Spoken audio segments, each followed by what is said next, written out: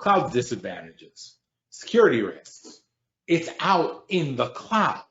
Anyone can access it. Well, yeah, it's more complex. They can access the border. Put it that way. Yep. Now, again, the providers, whether that's AWS, Google, Microsoft Azure, they're very good about trying to keep that in line, but still, dependence on the internet. We were joking about this earlier, that back in the day we had smart servers and dumb terminals, and I'm talking about the 1980s. And then we moved to smart computers, which required less and less in the way of servers because our computer could do it.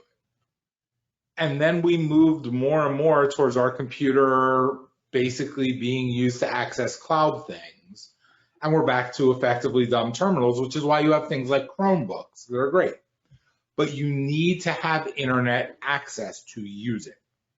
And that is always a problem because your internet access can go down. Lack of control over resources. Your IT team doesn't have full control. It's the responsibility of a cloud provider, and if they mess up, well, you go down because they messed up.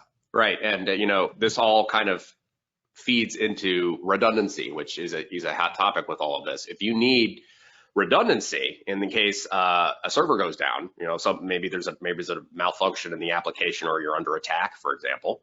Having redundancy is important, and AWS, for example, solves this through availability zones, being able to spin up identical resources in other zones, and they have all these guarantees, and Azure has something similar model-wise. But that also costs a pretty penny. So then we go back to cost savings, right? How much does it cost to do this yourself versus pay them to do it? And it's not an easy answer to solve. In most cases, it's cheaper to rely on them for the redundancy, but then again, you're renting. So that cost adds up.